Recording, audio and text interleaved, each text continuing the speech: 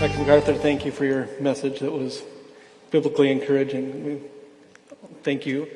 I want to ask you two, when you met each other for the first time, or when did you become aware of each other's ministries? Do you remember? I think I remember. He wouldn't remember.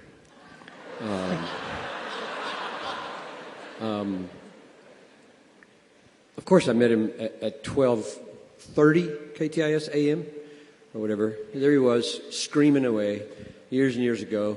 And I didn't like this guy. He was just too harsh for me.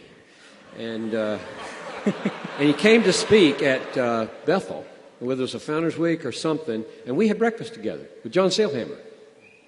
And that's the first time we ever met. And I asked you the question, I'm trying to remember why I asked you this, whether I was thinking at that point about just leaving and going to Bethlehem, but because I don't remember the date.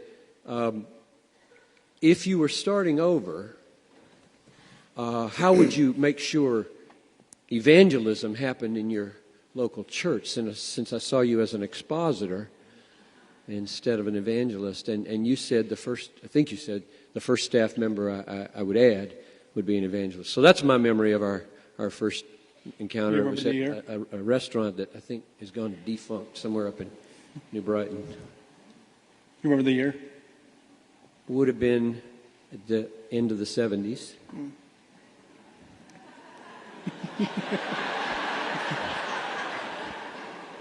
Yeah, he's right. I don't remember that. I hate to say that. But there was a real highlight in my life, and he was a part of that highlight. And he mentioned it earlier when I wrote the Gospel According to Jesus. I was so exercised because that no lordship theology was coming out of the heritage that was my heritage, in that sense. And when I wrote that book, I didn't know anybody outside of that group, really. And I didn't know how this book would be received. And when Jim Boyce agreed to write a foreword and you wrote an endorsement, that was absolutely stunning to me, because I was really not moving in Reformed circles at that time. I was a leaky dispensationalist, and that was my world. And I realized that I was much more one of you than I was one of them, So I was so overwhelmed that John gave such a good, encouraging endorsement to that. And that's when I first, and of course from then on, I've read and followed your ministry with joy, gratitude.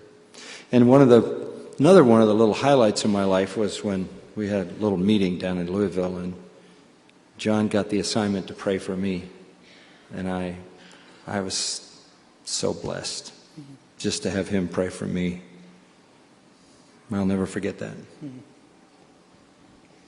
You talked about your father in the beginning of your message, and I was looking this morning at the dates of your two fathers' lives, and you can correct me if I'm wrong. Dr. Jack MacArthur, 1914 to 2005. Dr. Bill Piper, 1919 to 2007. It's almost the exact same lifespan. Both doctorates, honorary doctorates from Bob Jones, both Baptists, both traveling evangelists. Just if you could both talk about the examples, the lessons that you remember specifically from your dad of faithfulness and endurance, particular things that stick out to you that have impacted your ministry and life. When you say that, I would just love to have heard your dad. I don't think I ever did. But I probably should just say a little bit and then you say a little bit, and maybe we'll keep talking, but I could talk forever about my dad. The main distinctive about my dad's evangelism is that it was so doctrinal. He was a Bible saturated in the dispensational school, but so doctrinal. which is why he was different. So he did his evangelism by developing the doctrine of regeneration, or the doctrine of hell, or the doctrine of heaven, or the doctrine of repentance. That's the way he thought. And so I grew up assuming that's the way you handle the Bible. That's what you do. Even if you do evangelism, if you shepherd a church, you take the Bible and you find what it means across its terrain and its coherency, and that's what reality is. So it was an awesome privilege to grow up in a home where my dad would leave for 2 weeks, 3 weeks. If he crossed the country in those days, 5 weeks, 6 weeks, come home for 4 days, 8 days, leave again. And just one other thing is, a lot of people, I feel like I've got my back to you folks. A lot of people get bent out of shape at Dad's this or that, and I never, ever resented my father's ministry, though he was home a third of the time. Ever. It seemed like an awesome privilege to me, and I think the key there was that my mom loved his ministry. She never badmouthed him. She never said, "Where is he? I never comes home." Never was there any of that. So I just growing up, you assume Dad's got a call on his life. This is it. My job with my mom is to back him up. And when he comes home, he tells the stories of the victories of the gospel and what could be better. He also brought jokes with him. We'd sit at the table and he'd give me his latest joke. Well, again, it's a very hard thing for me to jump in. I think the thing that always stood out in my mind was how, just on a personal side, how much my dad loved my mother. It was just a treasure to me. I learned how you're supposed to love your wife. He just loved her, and he loved his children in a unique way. Very endearing qualities. He also was an evangelist with Fuller Foundation, with Charles E. Fuller, traveling evangelist around the States. He was an evangelist at Moody in the years of William Culbertson when he was president of Moody. I think it was Culbertson. Anyway, somewhere in there. And he traveled all over in citywide meetings all over the Midwest and the East. He graduated from Eastern Seminary in Philadelphia, so he had all kinds of Eastern connections. So I had the same kind of experience as a kid living in California with my dad, going away for long periods of time on the train and doing citywide meetings and meetings here and there. And he even went overseas a couple of times to do some meetings.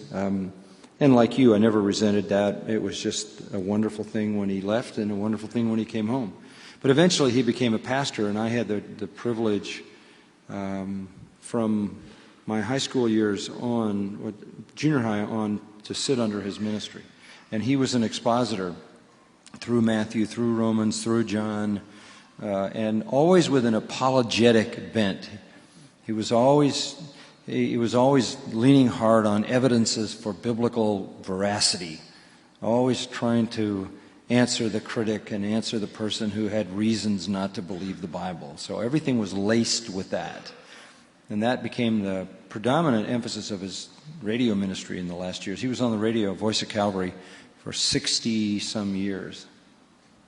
So he was faithful. And he used to start the program by playing the marimba. He played the theme at the beginning and the end and preached in the middle. So my mother played the marimba for my dad. did she? Yeah. Hold 2 sticks in each hand. Yeah, that's right. And her arms would shake right here. Sorry, man. Now you're supposed to cover that up if it's doing that. I think that's going to end up on YouTube. Did your fathers both want you to be pastors? Did they ever express that desire that you would? I mean, you have 5 generations of pastors. Well, my father never put pressure on me to be a pastor. He never. He loved the ministry. He loved the church. We never had the church for Sunday dinner or anything like that. He loved the church. He loved the people in the church. He loved to preach. He loved to read and study. He was just a voracious reader. He just loved his ministry.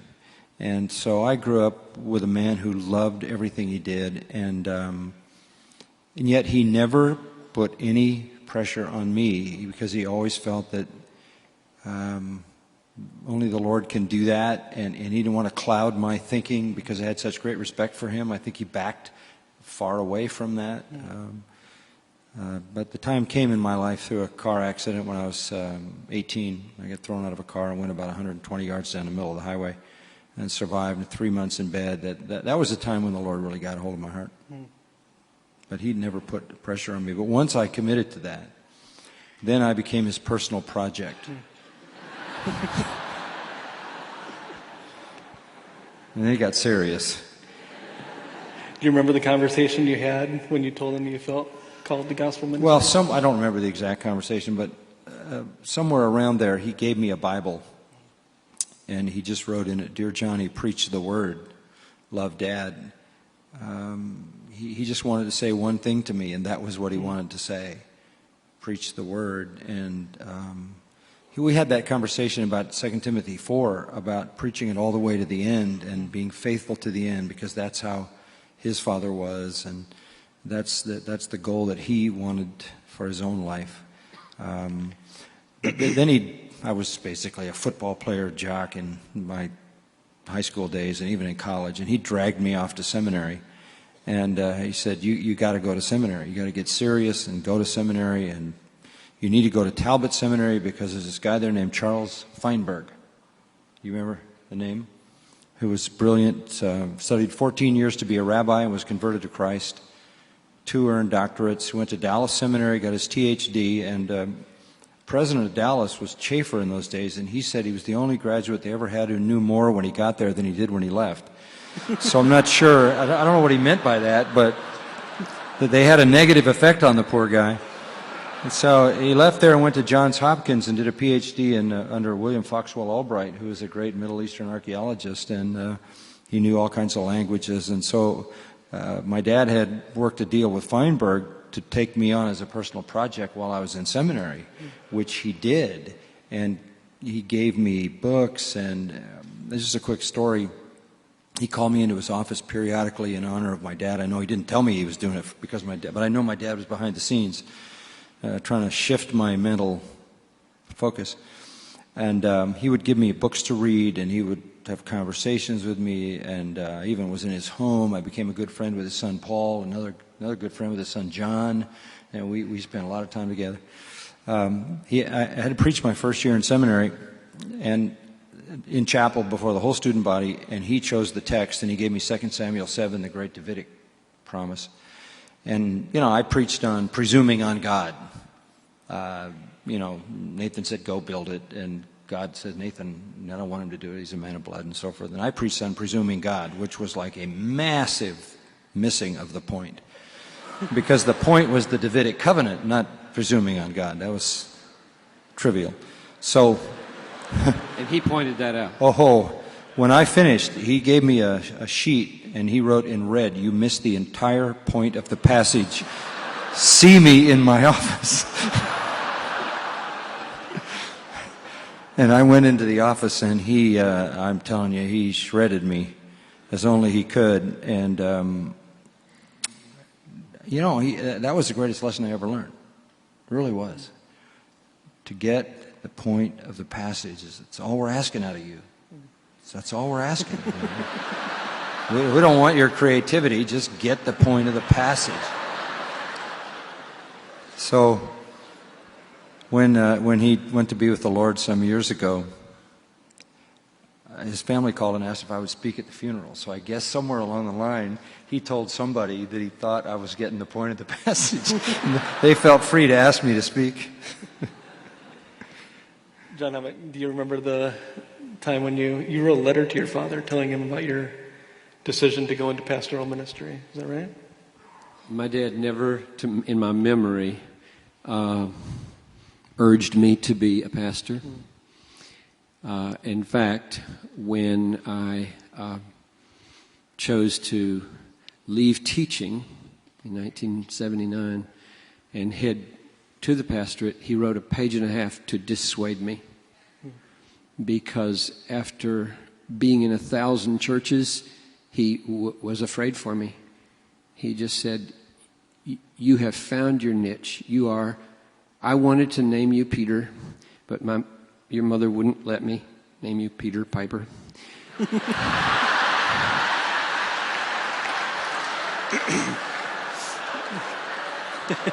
We named you John, and that's who you are. You're the quiet, reflective type. You're not the proclaimer, and so you belong in the classroom. So stay there, because you're going to be eaten alive in the church. That was the letter, and I couldn't resist the call. And when I said, Daddy, I think I'm going to do this anyway, he said, good. I just wanted to make sure. That was the approach that he took. He took that exact same approach when we were about to adopt a little girl when I was 50 years old. I said, I'm going to adopt a little girl. He wrote me a page and a half letter. That's the stupidest thing you ever did in your life. You're 50 years old. The kids are gone. What in the world are you doing? And we couldn't shake that either. And after that was done, he said, she's beautiful. I love this little girl. So my dad, I guess, has a different way of encouraging in ministry. He really thought I had found my niche, and I think he was wrong about that. Did your dad get to hear you preach a lot? Not a lot, but some. Yeah. Yeah, not much. You were 34 when you came to Bethlehem? That's right. And you were 30? 29. 29. So if you could go back now and talk to the 34-year-old John Piper, the 29-year-old John MacArthur, knowing what you know now, what do you think would be the most important thing to tell them, tell you on the front end of your ministries? Well, it's clear to me that the most important things would have to do with my children and my wife, and not the church. I don't think I would do anything basically differently at Bethlehem. If I thought real hard about it, I might think of some tactical changes, but I think we work out of a pastoral model that's so simple, it's hard to change it. It's just you open the Bible and you tell people what it means with all your heart, and try to live it out before the people, and figure out the other stuff as you go along. But the family, I could do better. I could really do better as a dad, I think, if I started over again. Nobody was talking in terms of shepherding a child's heart in those days. It's a book title. If y'all don't know that title, I don't think I did very good at that. In fact, give you an illustration of I got a email from Nathan down there today. In it, you quoted Rick Gamache, who's pastor of a Sovereign Grace Church here in town. And Rick had done my class for me last Thursday and had told these guys about questions that he asks his children to draw out their heart. And I read those 10 questions or so. I copied them down. I sent them to all 4 of my sons. They've all got kids, and I don't want them to do as poorly as I did. I think I was faithful to my kids. I went to all the soccer games. I tucked them in at night. I set an example for them. I had devotions every night, but I rarely drew out their affectional life at age, say, 13, 14, 15. And that has not set them up to be as effective, I think, in their lives as they might have been. So I would go to the John Piper at age 34, I think, and I would say, do better at supplementing your truth commitments with drawing out your wife's heart and drawing out your child's heart, so that they find ways to express what's in here, not just what's in here. And I think I was naive about that, because all that stuff sort of comes naturally for me. I mean, I'm an emotional guy. Easy for me to express emotions, positive, negative. I'm all over the map. But it doesn't come naturally. You have to, I think, draw it out. So that's the first thing that comes to my mind, because it feels big now. And the boys are all grown. I've still got Talitha, which is a wonderful gift that I can now That's why I copied these 10 questions down, because, all right, she's 11, and it's not too late. Well, I think there's some of that with me. There was a lot less introspection spiritually going on in evangelicalism when I was 29 and coming into my church. I don't think people thought much about expressing feelings, at least in the world that I lived in. So I would think that would probably be more true of me, too, than it would be in later years.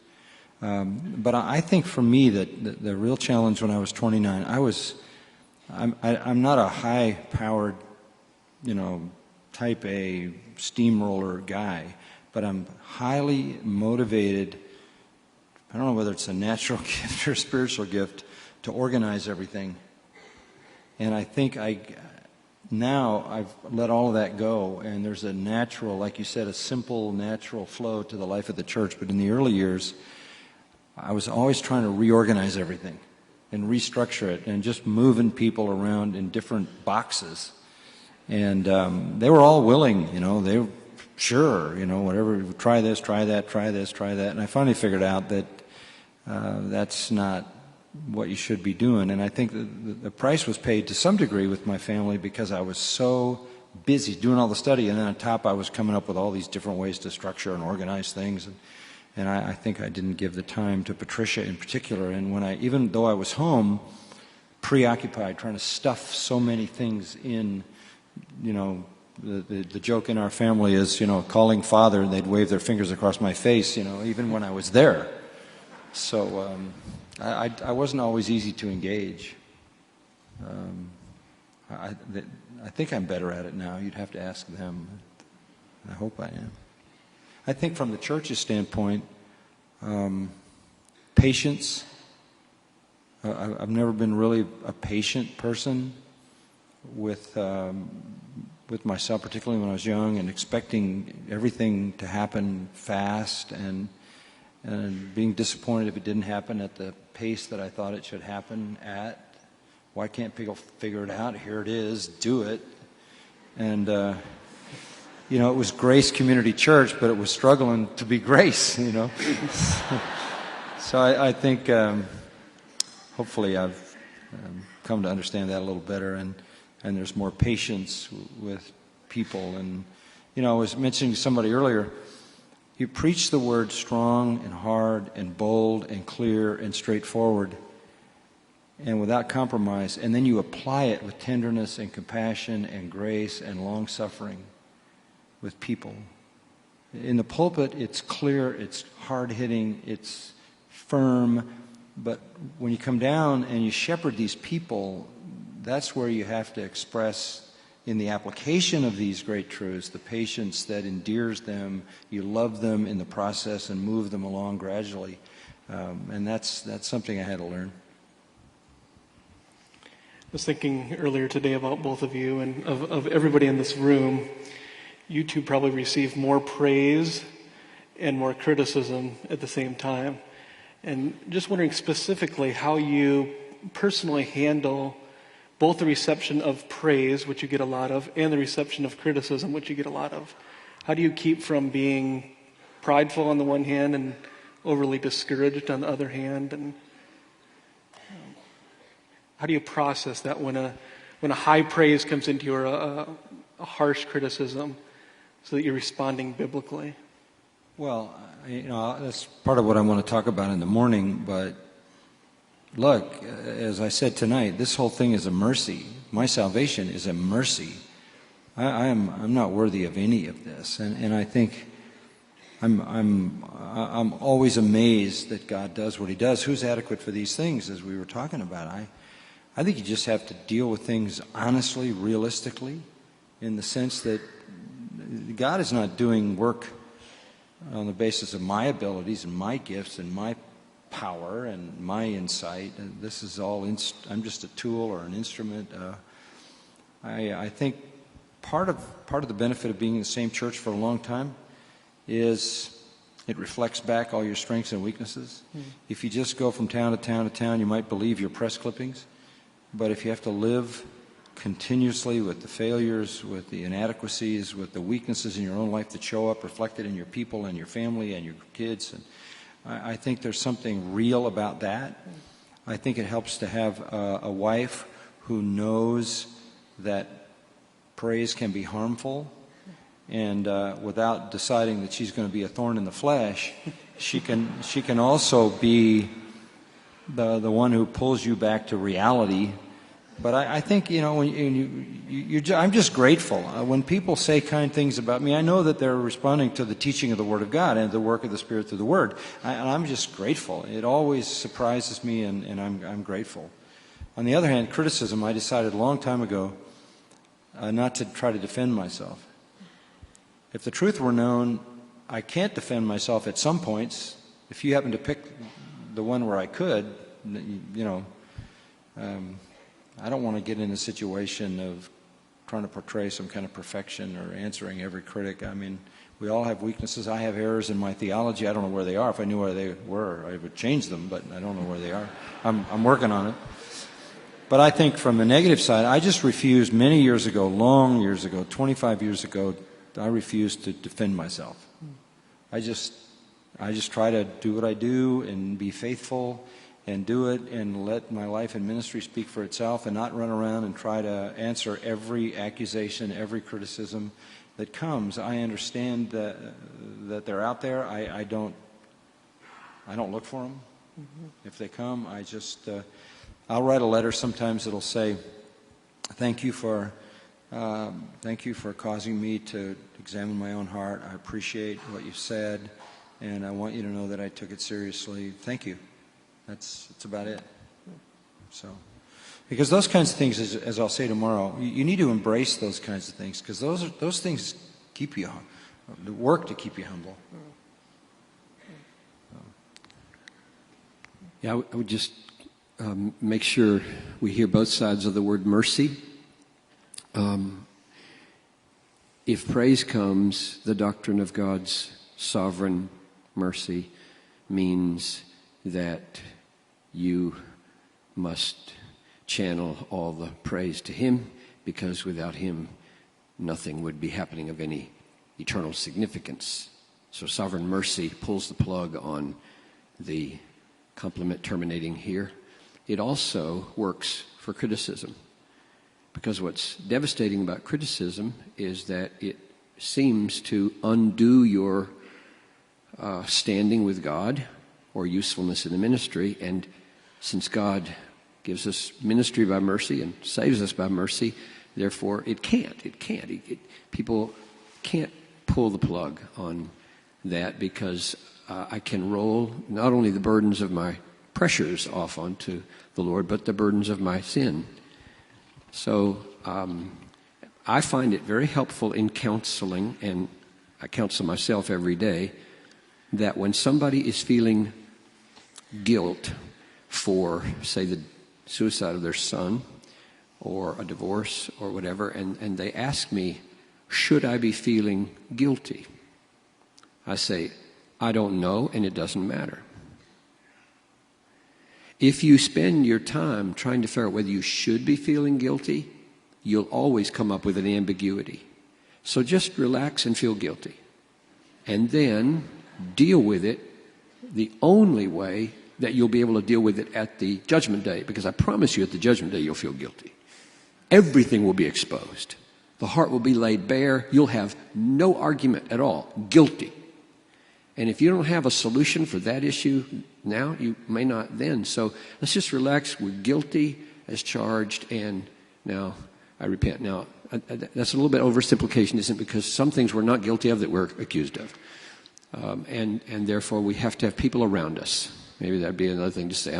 I'm surrounded by people who I pray, I think, are not yes men at Bethlehem. Got a staff, and they hear what I hear, and they can say, yeah, you probably should take that into account. That's got some validity to it. Or they say, blow that away. That we don't see it that way. So having a community really, really matters. And the last thing I would say is, this is kind of a theological paradox that people don't like to hear, but the Lord, I think, works on my pride by letting me sin so much. There's so many words come out of my mouth towards my wife, so many feelings towards people, so many, and that when I'm going my face and do this conscience thing, I don't know how he could say what he said. I have served to this day with a clear conscience. What planet does this guy live on? Are you in touch? I mean, there are women in the world. Ever had a thought? Good night. So I think he must mean something like, I keep real short accounts. Or, I mean, a totally clear conscience? Paul, give me a break. Am I being blasphemous here toward the Word of God?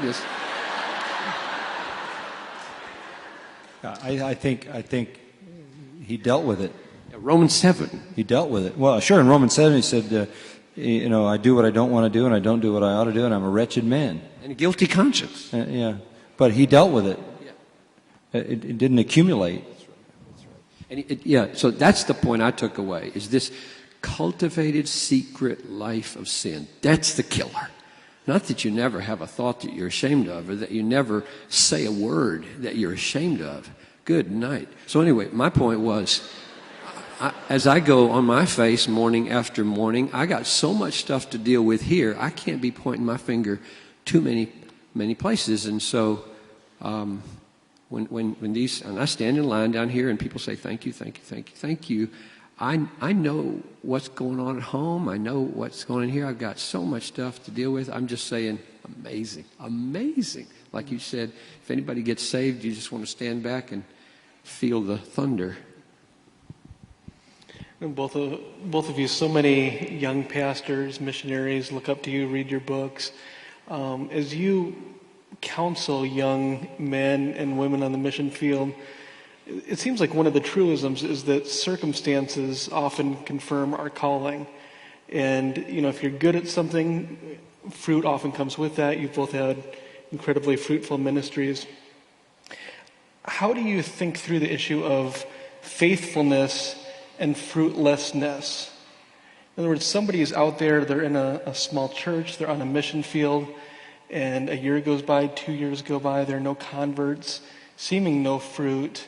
How do you think through, this might not be your gifting, you need to pull back from that, there's no fruit that's being produced, versus you need to just stick it out for another 10 years, 20 years, 30 years? Well, there's several ways to answer that question, but first of all, I'm not in charge of the results. And that's the point I'm going to make tomorrow from the text. Paul says, if our gospel be hid, it's hid to the eyes of those that have been blinded by Satan. I can't overpower that. And I learned this as a football player. I wanted to win the game. Always wanted to win the game. That was the whole point of playing. You don't play to lose, you play to win. So that was a given.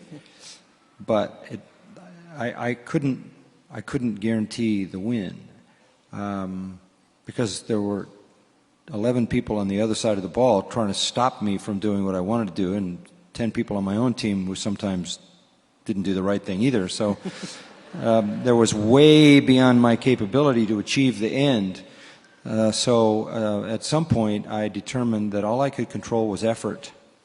I could not control outcome. And early in the first year or so at Grace, I had this little kind of motto that I use: if you concentrate on the depth of your ministry, God will take care of the breadth of it. And my ministry hasn't changed since that first year in that small little church. It's all, for me, about the down and in and depth in the Scripture and in my own personal walk with the Lord and all of that. And breadth is something that God does. And I think you've got to come to that, or you're going to frustrate yourself comparing yourself with all kinds of other people and other situations. It doesn't not to say that if nothing happens, God wants you to stay there. He may want you to move. But that becomes a personal decision to be made with much prayer and perhaps some counsel. But I think we have to be content with effort and leave outcome to the Lord. And that's where you're going to find your contentment. And it's like anything else. If you're only content with numbers, then no number will bring you contentment. Because there'll always be somebody who has more, somebody who's more popular, somebody who's more well-known. There's a new fair-haired guy that's attracting the Christian interest. You've got to focus on the issue of faithfulness at the effort to which you've been called. Again, back to the idea of the mercy, and just realize that God rewards that faithfulness. I think the stories we hear about the Robert Morrisons, he was the first Protestant missionary to China, and this is the 200th anniversary of Protestant missions to China this year, 7 years before his first convert. Adoniram Judson, 7 years before his first convert. David Brainerd, same thing. There's a handful of these guys, and their stories are told over and over again. What's forgotten is that you don't choose to go to the mission field wondering if you will have gifts. Gifts are verified at home before you go. So I presume that the church, the community of believers in which these men were saved and began to mature, spotted in them spiritual gifts. And the function of the church, I think, in the discovery of our gifts and calling is to confirm gifts. And what's confirmed is not a skill that is ineffective. That's not a spiritual gift, I don't think. A spiritual gift is a skill that the Spirit anoints to be effective. The effect is not always just conversion. It's the pricking of consciences. It's the deepening of love for the Lord. It's the correcting of behavior. In other words, if you're in a small, what I tell young people at Bethlehem is if they're trying to discern, what does God want me to do? I say, just start doing what you love to do. Pray down blessing on it and see what people affirm. If you're in a small group, they're going to affirm that you're a helper and lover. You're going to affirm that you're an effective teacher or whatever. And so I presume that these missionaries had some experience where they did some ministry, and it blessed people. And then they had to believe God is for them, He's going to use them, and then they go. And we should be thankful that those early missionaries didn't have airplanes, because they would have been home, perhaps. If you have to get on a boat and ride for 6 months, you stick it out. Another year, another year, another year. Which may be why today we don't have the same kinds of stories, because it's just so easy to bail now, and it wasn't in those days. So I do think there must be, when it says, I was going to say, evidence of spiritual fruitfulness, when an elder must be apt to teach, didaktikos, I don't think that just means he's good at what he does and nobody gets helped. I think the evidence of being apt to teach is lights go on for people. They see things in the Word they hadn't seen. Affections are changed, and he then starts seeing as coming back to him, you've got a gift. That's what happened to me. 7th grade boys at Lake Avenue Church in Pasadena, then 9th grade boys, then the Galilean Sunday school class, then I assisted Lazor in Greek, and the word started coming. We understand you. We don't understand Lazor. You help make sense out of this. And I started feeling like maybe that's who I am. My identity arose in community. You can't go into the woods and figure out who you are. It just totally ambiguous. So you stay in the church and you love people and you do what you love to do, and suddenly you start to discover who you are in community. When you personally get discouraged and want to throw in the towel, where do you go biblically? Is there a particular passage or book that you find yourself returning to over and over and again? And where do you go outside the Bible? Is there a particular author or book that you return to over and over again when you're discouraged or downcast? Well, I don't tend to be that way. I don't know why. I'm not really I'm not a melancholy type of person. I just move to the next responsibility. There's no time for me to sit and feel sorry or feel bad. There's too much to do. I'll sometimes get discouraged, but the next task looms large. People have no idea what it is to preach week after week after week after week, year after year, decade after decade, to the same people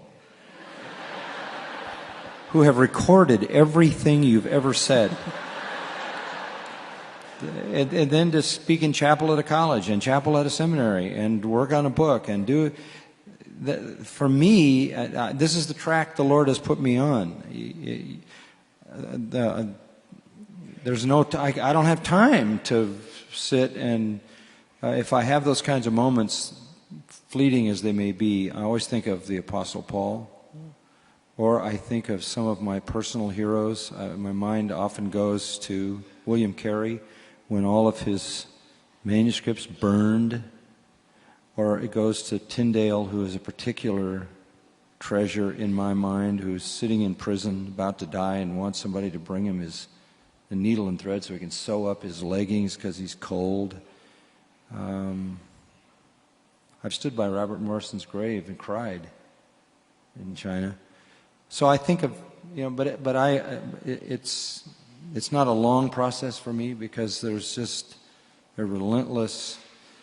I preach Sunday morning one message, Sunday night another message, and usually every week somewhere else another time. So, in one of our ministries. So, I don't seem to have time to let those things get me down. And every new opportunity, when I prepare a message, I am so still to this day, if not more, infused with the thrill of what I've learned and the eagerness to preach that it drags me past whatever the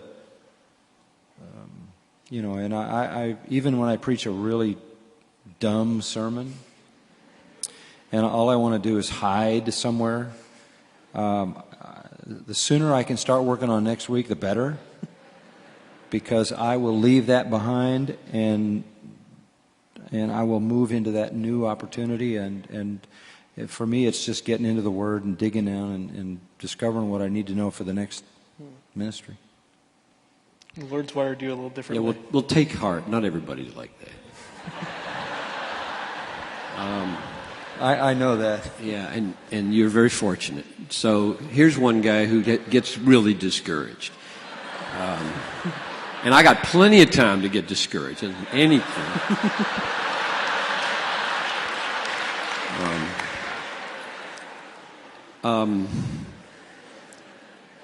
I pray probably the prayer, keep me and preserve me, as often as I pray any prayer. And I mean keep me saved, because I think God uses means to cause us to persevere.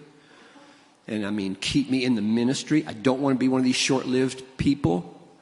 And keep me married. Don't want to wreck it that way. And keep me. I pray that. Now unto him who is able to keep you, I pray that blessing down on me a lot. And the Lord has spared me. But stir in this. I'm 61. He's older than I am a little bit. We have passed through seasons, and there is something to men in midlife crisis. I remember sitting in, where was Ben Patterson pastor out there? Irvine? Yeah. So he's sitting in Ben Patterson's house. He's on vacation. He's the pastor of Irvine. He planted the church, and they gave us their house so if we'd preach for him on Sunday and have a little week's vacation there. And I remember, I was 40, sitting on the steps halfway through vacation, sobbing. Noel comes down the steps. What's wrong? I said, I don't have a clue. It was like PMS.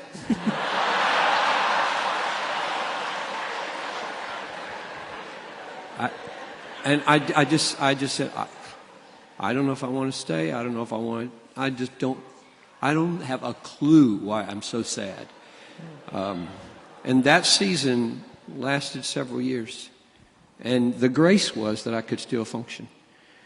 It lasted several years? Mm-hmm. I've met people like him before. I had a church chairman named Roland Erickson, and Roland would ask me, define depression. He didn't have a clue. It was like Gazornenplat. So if you don't know it, you don't know it. You're okay. Just stay there. Well, I feel like I'm missing a great experience. I was listening to an author the other day, and they said, "What's the best thing about writing?" And she said, "The last page." And so what's great about depression is the light at the end of the tunnel. Nobody enjoys being depressed in the middle of it. But one more thing as far as solutions go. I have spent, goodness knows how much effort developing a theology of suffering. This conference exists to answer that question. I want to last. I want to stand. I want to get through the discouraging times. I want to help you not be fickle, wishy-washy, drop out, trade your life away, swap wives, leave jobs, trade churches. I just don't want you to be that way. So make a conference. And we're talking about this thing started tonight with these endless sufferings of the Apostle Paul. So he said, I go to Paul and I say, amen, me too. I look at I look at 2 Corinthians 1:9. We were so unbearably crushed. That was to make us rely not on ourselves, but on God who raises the dead. And I preached that to myself. Here I am feeling that way. I feel like, well, it's so nice to go to heaven right now. Just let me go to heaven. Noel can take care of Talitha. It'll all work out. Just let me go. And at that moment, if the answer comes back no, if your heart just keeps beating, then you have to do theology. And I'm wired that way anyway. I do theology. I say, God struck Paul down in order that he might not rely on himself, but on the God who raises the dead. He wanted him to be desperate. So you're desperate, so he must have a purpose for you. And I just preach myself through a theology of suffering back into, I hope, more usefulness. So just keep on working on your sovereignty of God piece and your evil of the world piece. That's the greatest issues in life. How can God be sovereign and there be so much horror in the world, including the horror in your own life that's making you so discouraged? What encourages? This man has known much suffering. It just doesn't tend to come from within. It comes from without. I think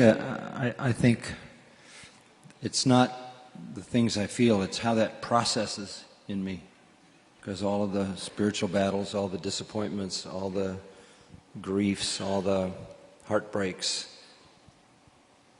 I don't know, I'm wired to deal with those in a different way. I can't imagine just sitting and crying and not knowing why I was doing it. But that's not to say that I don't feel the same longings on the inside. It's how they get processed, I think. Because the spiritual battle for me is the same as it is for anyone. And I feel at this point in my life, in many ways, that I've escaped by the hair of my chinny chin chin. That I'm here, but there could have been 1,000 points at which, through my life, it all would have been ashes. It's not to say that that's not a reality or that I'm not aware of that. It's the way I deal with that is different. I don't know why. It's just the way I'm wired, I guess. As you both think back on your ministries, or when you die someday, how do you want people to remember you? What do you want them to say about you? What do you want to be known for? Do you ever think about that? Yes.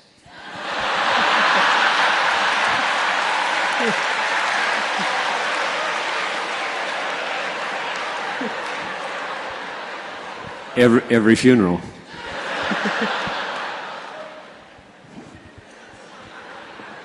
So having thought about it more than he has, I'll give you some time. I'm not trying to plan my post-death No, world. this is not a plan. You don't get to plan it. No. But you do get to think about it.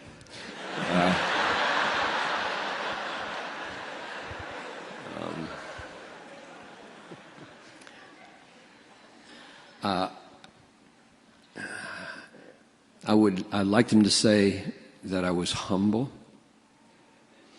and I don't think they will. I'd like them to say that he was, I'd like all my sons to say he was a really tender-hearted, sensitive, understanding father, and I think they'll say other things.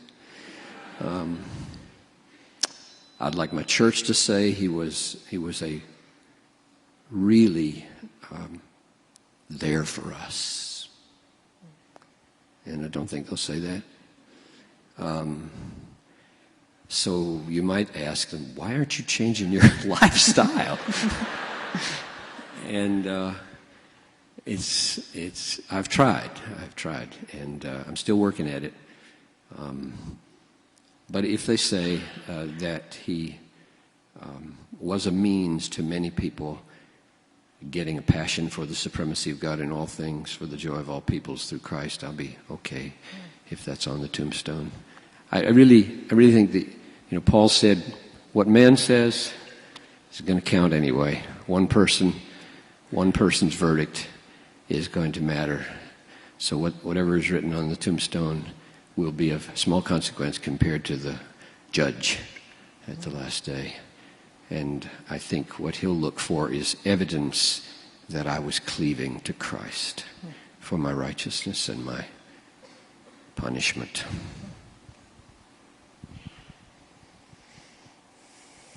John, do you want to close us in prayer? Father in heaven, we feel a great need for you, and we love grace. We love mercy. We love the fact that our ministry is given by mercy. Our salvation is given by mercy. Our breath is given by mercy. Our singleness is given by mercy, and our marriage is given by mercy, and our children are given and taken by mercy.